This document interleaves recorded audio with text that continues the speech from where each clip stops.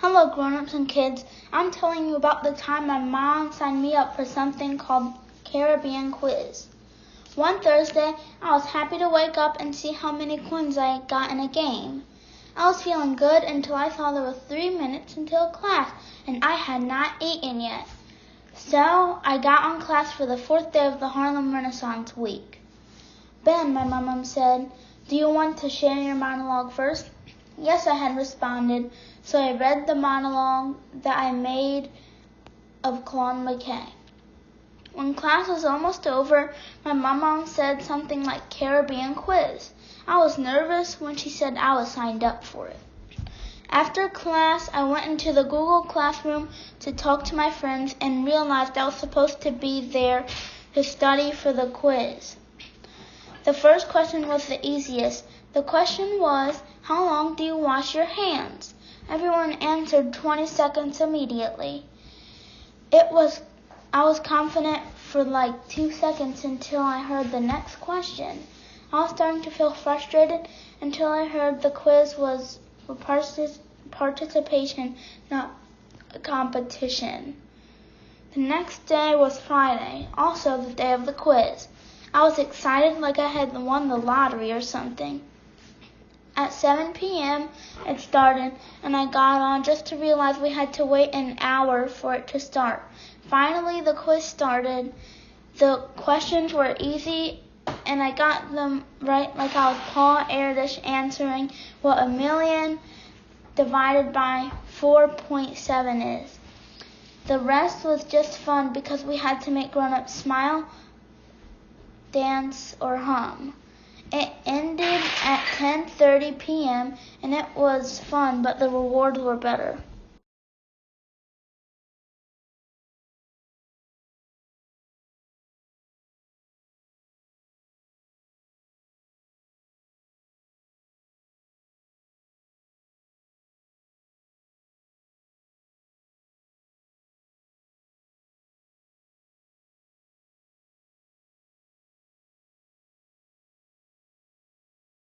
She turned to her, sighing. "Why did you have to say that? You're stabbing her in the back. Again." Blood dripping down the betrayed's back. The knife is not shining, gray and silver, but made of words, lies, hateful glances, laughs, and deceitful comments. Inside the gaping hole, not an ounce of a person, no, but instead hollowness. The words chew her up inside. You act like she never heard them, like your actions don't affect others. They do. More than you could ever know. "I like your shirt. Those bangs really compliment you. You know you can't like boys and girls. Just go with him." I can't believe she wouldn't just go with him. "Guess we'll have to switch to girls." Yeah, she likes girls. I can't believe I was friends with her. I can't believe she'd think I'm a lesbian. You know those clothes are super basic. That shirt is so slutty. She's just trying to get attention. I can't believe someone her size would wear that. It just doesn't look good. Why does she have to be so quirky? Your music sucks. It's so sad. Why are you even crying about this? You shouldn't wear that. It makes you look so big. Why does she only shop at thrift stores? Ugh, I look so fat here. Each word you utter grazes off your lips and into the ears of another. Then from her to her to her to her. Your words are not deliberate. I know that. You think she'll never hear, so what could be the harm in that? That's why the knife cuts so deep through, not because of the force, but because of the unintentionality. Not even thinking, just stabbing right through, ripping and tearing, not even looking back, because what could be the point in that? Stabbing in her back because you've experienced it too. It's too easy to stop the cycle, or is it? You feel emotive because you see others do it. Everyone does it. So you have to do it too? You nor I are guiltless in these actions. Allowing them to occur is enough to keep the hurt going. I hate it when women tear other women down. You call yourself a person? You need to be there for others, regardless of who. You don't need this river of blood composed of unwanted, unneeded words. Dried up and twisted, the words do so much more than you ever meant. If you could do better, what could be the harm in that?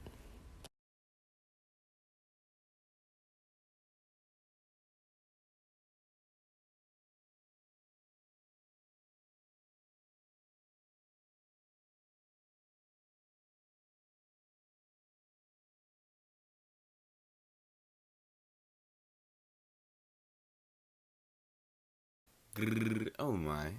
I am what most people envy. Aggression, hate, desire, being in the house too long, and strong passions. Everything is together but in the wrong order. Maybe you're not looking the way I am. I don't always stand out, but I feel like I'm often right. Some people look at me and become lefties. I can't dislike you when I don't know you. May I ask who you are? Or where I can sense your energy from afar? I'm chilling for the most part. Let me be while I'm drinking my cold lemonade iced tea, playing Assassin's Creed, watching my HBO shows in peace. Please. Bars. I have better things to do, like worry about getting my work done for school. I want to do good. I just gotta be great. Even though I do that stuff late. I almost said the S word. I'm hungry, so I grab some grapes. Some people despise me for no reason. Or maybe they're just dumb. They do the things they do because it's fun. I'll be laughing with them when I smack them with a honey bun. Yeah, didn't expect that, huh? I just want tranquility and unity. How hard are you going to make the word around me when you can't even speak fluently? Poems are just being boring to me, but I'm always ended up writing them. It's just easy to speak your mind, I guess. Especially when there's no one to judge you. No limitations, I guess. How far can another human go to ruin another one's day?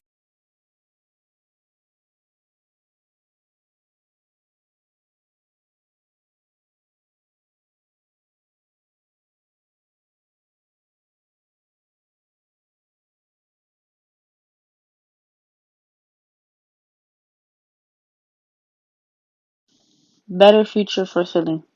It would be great if the future of Philadelphia had less gun violence, less black on black crimes, safer, positive, more lovable, more uplifting, and more brotherly love. People can go outside and enjoy their day without having to worry if it's going to be their last. Parents can't send their kids places without having to think for a split second if their child is going to return home. Everyone screams and protests Black Lives Matter when it comes to white on black crimes. But why is no one protesting or speaking up about black on black crime? Why is no one speaking up about the babies, teens, and young adults getting killed? There are parents burying their child because they were at the wrong place at the wrong time. People losing their lives before they get a chance to live. Kids and teens are losing their lives before they can even graduate. What happened to fighting it out and taking your L? My biggest fear is losing someone very important to me to gun violence. It's not just young men that are getting killed, it's also young women, babies, and moms. So with that being said, I'm also afraid to lose my life to gun violence. This is supposed to be a city of brotherly love, but it's the complete opposite. The crazy part about it all is that it's young ones doing the majority of the killings just to make themselves look hard and create a name. Philadelphia has over 100 homicides and we're only in March. Philadelphia is amongst the top deadliest cities in the U.S. Everything listed will help make a better future for everyone. There should be less grieving and more achieving. The goal I want to achieve with this PSA is raising awareness. If you agree and think this would be a better future for Philly, please help raise awareness. Don't be scared to speak up.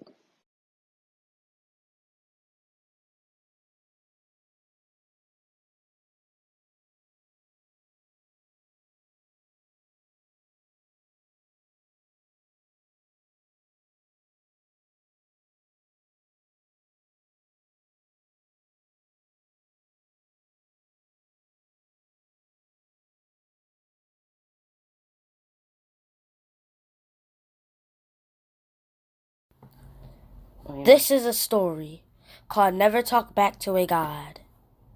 There was a 15-year-old boy named Alexander who had no family, no friends, and no home. He was humble and learned to read and write on his own early in the morning at 10 a.m. My name is Alexander, abandoned from my family and live on my own. Once I find a new home, it will be called Land of the Sky. I will become a legend and tell the gods to raise my land to the sky. I hunt for food. I fight to survive. And I got a demon on my hands that's trying to take my soul and burn it in the flames of the underworld. But that won't stop me because I'm Alexander the Third. I went to the forest of regret. Legend has it, dragons used to live in that forest. And I'm gonna catch one with my bare hands because I'm Alexander. I walked in the forest with my wooden staff, swinging like a baseball bat. A second later, in the blink of an eye, I killed 2 bears that tried to attack me. But to me, it didn't look like dead bears on the ground. It looked like dinner. But I still didn't find the dragon. Oh, heck yeah! I saw flames on top of a mountain. It looks like my beautiful land is about to be in the sky. I was so happy at the time. 30 minutes later, I made it to the top, and I saw something so amazing, the sky turned gold. It was the god of fire, creator of dragons and fire itself. He said, "Young man, you are fearless and made a lot of sins in a year." "Sins? Sins?" I said. "You roasted bastard! You can't tell me what I did in life? Ah! You don't know what I've been through." "Yes, I do. I know everything about you, and I feel your pain, your sadness, but don't blame it on other people." Shut up! Shut up! I'm Alexander. I'm your king. You're everything. How about your God? So be it. Dragons are extinct. Once he said that, my spirit was crying. I was tortured. I never knew words could affect people so badly. So the goddess does know how I feel. The dragons are in a chamber in heaven, but you can't go there because it looks like your ticket to heaven has expired. I was broken, straight up dog, so I left. I was so desperate, I was so ashamed, I didn't even feel worthy enough to call myself Alexander. And that is my story.